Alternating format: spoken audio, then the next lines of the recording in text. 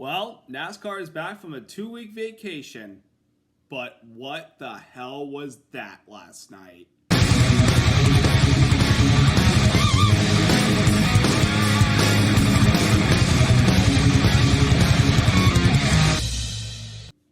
Hey there, race fans. It's Race Day Top 5 with me, Frank 5. NASCAR's back after a 2-week break while everybody got to kick back and spend time with family and friends, and other teams, of course, going to work on the organizations and try to make the cars better during the 2-week Olympic break. We've officially returned from the break at the 3/4 mile track in Richmond Raceway, and that track is known for long green flag runs, abrasive surface, but also can provide some entertaining moments and controversial moments towards the end of races. And last night we certainly had that in overtime, where Richard Childress' car went to victory lane, but it's not the driver you're thinking of. Let's get into all that went down last night and all the chaos at the very end of that race. Number 1, Dillon moves through to the win. Austin Dillon gets his first win of the season and his first win since 2022 in the regular season finale at Daytona, winning last night's Cookout 400 at Richmond Raceway and punching his ticket to the playoffs, beating out Denny Hamlin, Tyler Reddick, Bubba Wallace, and Ross Chastain for the victory. But boy, let me tell you, it was very interesting how he got the win. Before we get to the finish of the race and how Dillon got the win, let's start off with his entire race all night long. He was solidly running inside the top 5, top 10 a lot of that race. He had good speed for a lot of the night. And, Richmond in the past has been a good racetrack for him. Particularly, I think the even number of years is when he really shines at this track. Of course, his second year in the playoffs, 2018, finishes inside the top 10. 2020, he finishes inside the top 5, and I'm talking about the fall race in particular. 2022 runs well as well after making the playoffs via the win at Daytona. And, he's just had a good, resume at Richmond. He's run very well there in the past. A lot of the race last night, early on, it looked like he was going to be solidly inside the top 5, top 10, and didn't seem like, he had anything for those Toyotas and a few other guys late in the race. But as the sun went down and the track cooled down and the lights came on, that 3 car was really, really fast. He was hugging the bottom in turn 1 and 2 better than anybody else at the racetrack. Was able to work his way past Joey Logano for second place and started homing in on Denny Hamlin as we got further and further to the end of the race, and just kept hounding him, especially when we had the last round of green flag pit stops. And with almost 30 laps to go in the race, Austin Dillon took the lead from Denny Hamlin and started to pull away from him just because his car just could work the bottom better than anybody else, and the track conditions at the very end of the race benefited Austin Dillon's race car. It looked like he was going to be on cruise control to a win that a lot of people would have called his first legitimate win because, of course, his racing win history. 2017 Coke 600, won on fuel mileage. 2018 Daytona 500, of course, it's drafting at Daytona. He bumped into Eric Almirola in turn 3, heading toward the checkered flag. 2020 used strategy to stay out late at Texas, even though he did hold them off respectably. You got to give him props there. And then, of course, the summer race in 2022 at Daytona, the regular season finale, where he was able to dodge that big wreck in turn 1 when it was raining and everybody got taken out except for him and a few others. He dodged it and was able to hold them all off when we resumed the race after a long red flag and went on to win the race. It looked like last night it was going to be a cruise control win that he solidly, earned. A lot of people would have said good for him. But things changed when he crossed the start finish line with 2 laps to go, when right in front of him, Ricky Stenhouse Jr. gets loose into turn 1 and gets into the 41 of Ryan Preece, sending both of them around and bringing out the caution, thus setting up overtime and everybody making one last dive down pit road for those sets of tires. And boy, let me tell you, the 3 car got a great pit stop and got off pit road first, but the restart was not particularly his best as he didn't get a good launch. The 22 of Joey Logano on the outside did, and Logano took the lead from Austin Dillon off of turn 2, and Logano was beginning to pull away. It looked like there was no chance whatsoever for Austin Dillon to win the race. He kept trying everything he could through 1 and 2, where he was the best all night to close it on the 22, but couldn't do it. But going into turn 3 on the last lap, Austin Dillon came from behind, a few car lengths behind, dove it into 3, and dumped the rear bumper of the 22 car of Joey Logano, sending him around and wrecking him. But because Austin Dillon had to avoid him, here comes Denny Hamlin on the inside. Looks like he's going to steal the win. But Austin Dillon comes down the track, hooks the 11 into the outside wall, and the 3 car goes on to win the race. And it was very controversial with how he did it, with getting into those two guys on the last lap of the race to take the win. Now, granted, this is a big win for Austin Dillon for a couple of reasons. One, Richard Childress Racing has struggled this year. They're not the team that they were a year ago when Kyle Busch came aboard, because when he came aboard, he got them to victory lane multiple times and got them into the playoffs. Austin Dillon, on the other hand, did not have a good year at all last year. And this year, it's been the same story for Austin Dillon. They have shown no competitive speed whatsoever. And as much as Kyle Busch has had his struggles this year, people forget about the 3-car exists. They have struggled and just haven't performed this year. Up until tonight, they had 2 top 10s, and they didn't lead a single lap at this point of the season until last night's race, when he took the lead during green flag pit stops and the very end of the race. It seemed like it was pretty much, a forgetful year once again for Austin Dillon. But last night, he said, and he pretty much did whatever it took to win the race. And apparently whatever it took to win the race was dumping the guy in front of you and then hooking the guy that tries to get by you for the win, apparently. I mean, a lot of people, though, were, kind of happy because Joey Logano and Denny Hamlin are the most polarizing figures in NASCAR, and they don't really like them. But in my opinion, what Austin Dillon at the very end, he said he did what he had to do, pretty much means hooking and wrecking somebody for the victories. I'm still drawn on this one. People think it's short track racing. That's kind of pushing it over the line, especially with this must-win situation for these guys that they have to deal with. Now, what this win does, it puts Austin Dillon in the playoffs. He's going to be able to compete for a championship this year. But NASCAR post-race said, we're going to look at what happened in the last lap of the race this week, and we're going to determine if any penalties were to come their way. Could that mean stripping him of the win?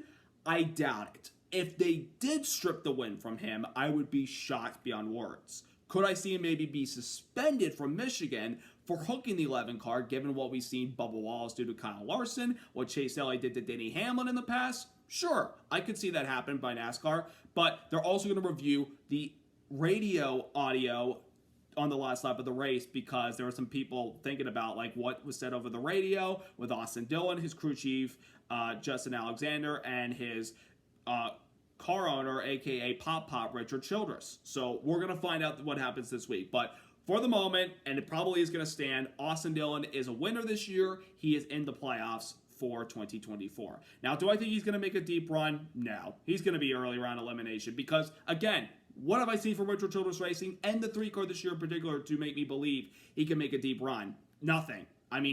Could he win another race and maybe shock the world? Sure. It's possible. This is motorsports. Anything is possible. But I need to see more consistency, obviously, from the 3-car, because I've said this many times this year from multiple drivers. They get much needed wins, but they need to show me more after these big wins. Give me more wins, more momentum, and more confidence in you to make me believe that you have a chance to make a deep run. But for the moment, Austin Dillon and his family got to celebrate a family victory last night, and at least it's good to see the 3-car back in victory lane because it's one of the most iconic numbers in our sport. So congratulations to Austin Dillon and the 3 team on the win last night, albeit in controversial fashion. Number 2, not so happy drivers. Joey Logano and Denny Hamlin were not happy after that race, let me tell you. But to talk about the races early on in the race, Joey Logano running solidly inside the top 5 a lot of last night and seemed to have a really good race car, pretty much represented the Ford camp last night. Not a lot of Fords showed up at the front. Ryan Blaney tried to during the middle of the race, but he had a slow pit stop at the final stage to kind of pin him behind. But Joey Logano represented the Ford camp well last night inside the top 5. And then, of course, Denny Hamlin started on the pole, and, of course, being the Chesterfield, Virginia boy that he is, and Richmond's his home track, you would expect Denny Hamlin to run up front and compete for the win last night. He wasn't the dominant car, but he was still a top 3 car nonetheless last night. He had a really good car, especially after his teammate Christopher Bell had a speeding penalty in the final stage that pretty much took him out of contention. It looked like it was all going to be Denny Hamlin's, but of course the 3-car arrived and showed up and just flat out outperformed him at the very end until the overtime restart. Now, how both of them reacted, so of course, Logano, as I mentioned, was leading going into turn 3 in the last lap, looked like the win was his. But of course, the 3-car from a ways back dives it into 3 and gets into the 22's bumper, pretty much dumping him. That wasn't a bump and run. If he was closer to the back bumper of the 22 and kind of bumped him and the 22 goes high but still controls the car, that's what I call a bump and run. That was a dump and run by the 3-car. And then, of course, here comes 11 on the inside. Looks like he's going to steal the win. The 3-car comes down, or actually looking at it, I don't know whether the 3 cars coming down and the 11 cars going straight, or the 11 cars going up the track and Dillon's holding his line. I don't know about that, but there was a hook. Hamlin went right into the outside wall, but he still was able to get second place because at the time NASCAR threw the caution, thus freezing the field and ending them where their positions were at the moment the lights came on. But both drivers, as I mentioned in this topic, they were not happy about what happened. Joey Logano was very livid. I mean, the reason why, you know how livid he was? On pit road, as the 3 team was celebrating the victory, he pulls up and then he starts to smoke the rear tires, let him know his frustration. And then NASCAR officials told him, buddy, you can't do that with people around. They did understand his frustration. He did kind of calm down, and it wasn't like he wanted to go find the 3 car and find Austin Dillon and throw a punch at him. But Joey Logano pretty much said in his post-race interview that was a chicken you-know-what move. I can't say the word he said because I don't think you kids watching this video would be appropriate for you to hear what he had to say. I mean, if you did hear it last night on the live telecast, our apologies for that language. But Logano obviously was not happy with the 3 car, and he was really, really angry. I don't blame him, though. I don't blame him. He had a chance to win the race, and he flat out got dumped by the guy in second place who was a ways back and gained so much momentum and it turned him around, dumped him, and sent him around. Instead of a victory lane, he ends up with a 19th place finish on a race car. So I don't fault Joey Logano for being upset.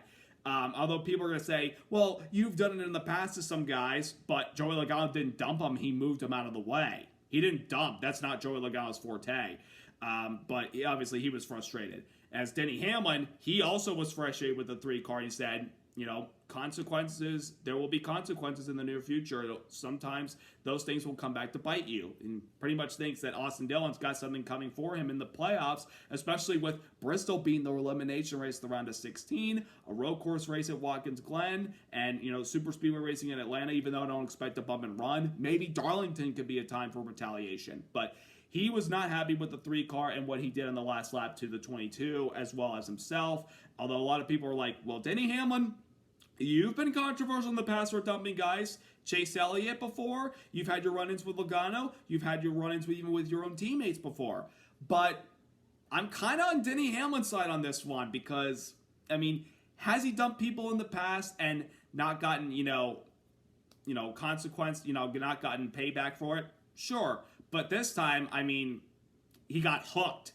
And that's something that we're trying to eliminate because you saw last 2 years when somebody hooks a guy, even if they weren't for the win at the time, they were for position and you were just frustrated, it's going to hurt you. You're going to get fined, probably lose a couple points, and maybe you get suspended. It might happen to Austin Dillon this upcoming weekend. May not see him drive the 3 car at Michigan. But I don't fault Joey Logano and Denny Hamlin for being frustrated because they had cars capable of winning when the moment kind of fell in their lap for brief few seconds. Logano, again, thought he had the win in sight, gets dumped from behind. 11 car scoots on the inside because the 3 has to check up. Feels like he's going to steal the win. 3 car comes down. He gets hooked and sent to the outside wall and gets second place finish. And a right rear destroyed. Tyler Reddick, who finished 3rd, bumped Dillon on the cooldown lap and showed his displeasure about what he did to his car owner. So I understand both their frustrations. I don't fault them for being, mad about it all. But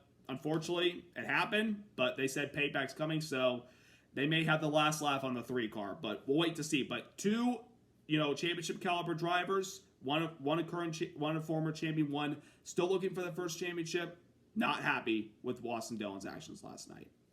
Number 3, solid nights for 2 contenders, Christopher Bell and Daniel Suarez. Really good runs by both of those guys, who were one of the big playmakers early on in the race and looked like the 2 best cars in stage number 2 and looked like the guys that were going to pretty much control the rest of the race until adversity got to hit him late. Let's start things off first with Christopher Bell. This weekend, another thing to keep in mind about Bell this weekend, he was working without his crew chief, Adam Stevens, who during the 2-week vacation break actually suffered an injury and had to have surgery. He had to stay back at the shop in North Carolina, couldn't come to the track, but he did have like a little camera installed in the pit box so he could kind of maintain and listen and see what's going on with the 20 team. But Christopher Bell was one of the best cars early on last night. He won stage number 1, was one of the best cars in stage number 2, even though he had pit road contact at the pit stop before the stage number 2 where he was leaving the pits and bumped the back of the 43 and the 10 cars. there was only minor damage, but it didn't affect him whatsoever, and he was able to carry on and still have one of the best race cars. In stage number 3, it certainly looked like that way for Christopher Bell, and looked like maybe he was going to be the guy, based on the strategy that he was with the tire compound and track position, that he was going to win the race.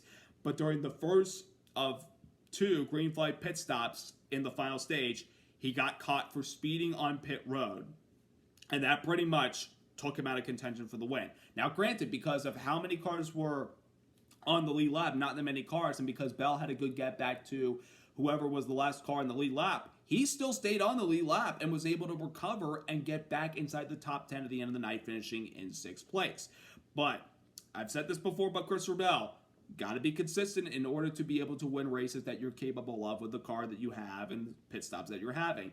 And I felt like last night was another win that slipped right through their fingers with the speeding penalty. They were able to recover with the top 10, but you also think about what could have been if he didn't get caught for speeding at all. Maybe he could have been the guy in victory lane instead of Austin Dillon, but we'll never know. But a good recovery nonetheless for Bell. And then we go to Daniel Suarez. What a couple of weeks it's been for him in a positive way. First off, during the 2-week break, he got to go racing in the Mexico Series at Interlagos, where, Formula One races there for the Brazilian Grand Prix, or the Sao Paulo Grand Prix as we call it now. He got to win that race. And then he got married during the 2-week break. A big congratulations to Daniel Suarez and his lovely wife. Congrats on the wedding, and I hope you guys will have a lovely honeymoon soon. But also good things happened for Suarez leading into this week, as he and Trackhouse Racing announced that they signed him a contract extension to keep him with the team in 2025. And I'm very happy for him, because there were question marks about his future, especially with Shane Van Gisbergen possibly could come to Cup full-time next year, and Trackhouse Racing still has a development contract with Zane Smith. He could get promoted maybe eventually and replace Suarez, but Suarez isn't going anywhere. I think the Atlanta win earlier this year and the last couple races that they have been performing better kind of helped him and the team come together with a new deal. And so Suarez is staying with the team for 2025. But last night, boy, oh boy, he was something to watch. He qualified bad, and I was a little bit worried about him given how strong he was in practice on Saturday. But to start the second stage, he took an option by taking one of the option tires that NASCAR used for the weekend. I'll talk about that a little bit later. But he took those option tires, softer tires, a lot of grip at the beginning, but could fade late. He took those tires to start stage 2 and went from 15th to 1st in 15 laps. The speed that car had with those tires showed how much of a factor those tires would be for a short run and the early part of that run. Then the tires began to fade, and Suarez eventually fell back right into Christopher Bell's lap. But he was able to still stay on par with him as far as when he was able to put on the primary tires during the green flag pit stop sequence in stage 2, and is actually able to win the stage. His first stage win of the season, and now he has 6 bonus points for the moment. The 5 bonus points from the win at Atlanta and the stage win from last night. It certainly looked like Suarez was going to be one of the factors. But to start the final stage, because he used that first of 2 options tire sets that they were given for the weekend, I knew he was going to be in a big disadvantage at the beginning, because he put on primaries when everybody else took options, and he went from the lead way back to the last car in the lead lap. He free fell through the field, but he was able to pick up a few more spots because those guys that had put on the soft tires to start the final stage fell backwards. He was able to pick his way forward just a little bit. Unfortunately, I think he fell too far back, given how many cars were in the lead lap at the time, and it kind of really hindered his race. Then the final green flag pit stop sequence that he had, he was able to put on the final set of soft tires, and he came ripping through the field, went from a lap down to get up to 6th place at the time. If we had maybe 25 laps to go and maybe these soft tires had a little more life left in them, Suarez could have maybe run down the 3 car, but unfortunately that wasn't the case. And then the last caution came out and really killed him, because he was without a set of soft tires when a lot of the guys around him had 1 set remaining. And at the end of the night, he was able to finish 10th place, which is still a good result. But you also think about, how good of a car they had, the stage win, could have had a little bit more. But nonetheless, a good night for Daniel Suarez, and, things lately have been very good to him. So, solid runs by both Bell and Suarez last night. Number 4, the playoff bubble continues to tighten up, folks.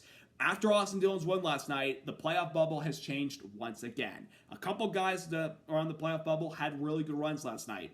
Some others didn't fare well. Start with the positives. Let's start off with Bubba Wallace and Ross Chastain, both coming home with 4th and 5th place finishes. Bubba Wallace last night ran very well all race. Ran up inside the top 5 and got points in stage number 1. To start stage 2, fell back a little bit on the pit stop that they had, but he was still able to keep his composure and worked his way back up inside the top 10 and was able to get some points in stage 2 and pretty much stayed inside the 5th to 7th place range the final stage. And then, of course, the chaos at the very end of the race, he ended up with a 4th place finish. The 23 team lately has been on a roll with solid results and gaining maximum points compared to the competition that he's racing against right now to point his way into the playoffs. So kudos to Bubba Wallace and the 23 team. They've definitely gotten their act together. And then Ross Chastain, who has struggled this year. He's had his struggles this season, especially the last couple of races. They've been running so badly. People were calling out Trackhouse Racing Management on Twitter saying, what are you guys doing giving him junk race cars? This is not the Ross Chastain that we know. But last night, he was able to put together a solid race. Now, I think Trackhouse Racing in general this weekend did a phenomenal job. The way Suarez performed and the way Chastain was able to run his race. He didn't score any stage points last night, but he ran top 5, top 10 a lot of the race and did a really good job in that Jockey Chevrolet and got him home with a 5th place finish. He's unfortunately now below the cutoff line, but only behind by 4 points. That can be made up in these final 3 races, but a win would certainly cure all the problems that they've had. And this was only Ross Chastain's 3rd top 5 of the season last night. I didn't realize that until they interviewed him post-race. I said, is that right? His 3rd top 5 of the season? That's how much of a struggle that they've had this year. But that solid run last night could give him momentum heading into these final 3 races to try to point his way in if things go his way, or maybe win a race. A win would certainly cure a lot of their problems. But great job by both of those guys. Unfortunately for the 3 others that are trying to get into the playoffs on points, they didn't really fare well last night.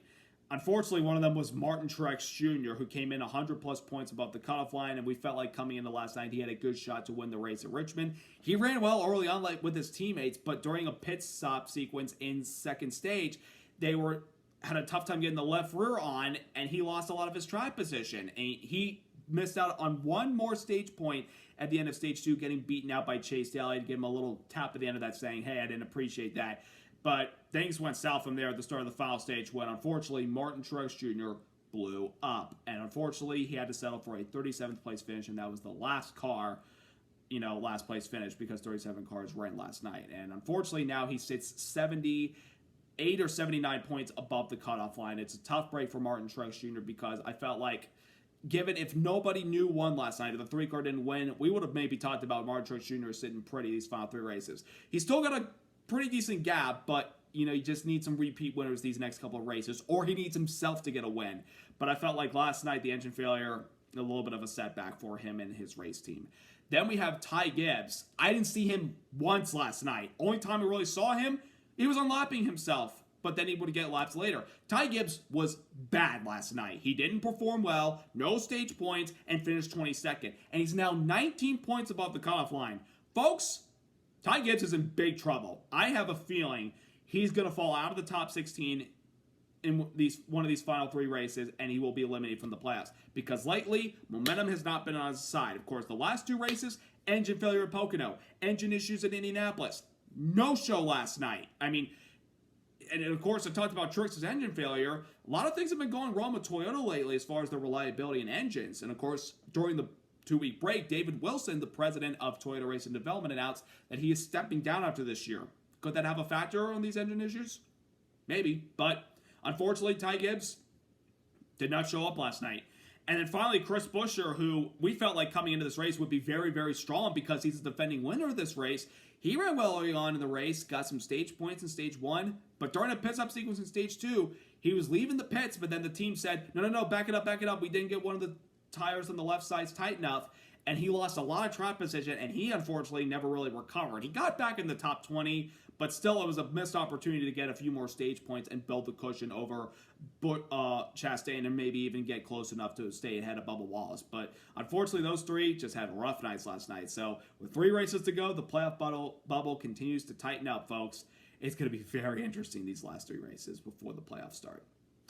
And number 5, tire options at Richmond. This weekend, NASCAR introduced 2 tire sets to the teams to use at Richmond. Of course, you have the yellow lettering Goodyear primaries, which do not have really any grip whatsoever, but they can last long on surfaces like this in Richmond. And they also brought the soft compound tire that we used at the All-Star race in North Wilkesboro earlier this year. The reason why we wanted to do this was try to shake up the racing of Richmond. The soft tire, by the way, a lot of grip at the beginning, the first couple of laps, but then they fade quickly after they get a couple laps into a run.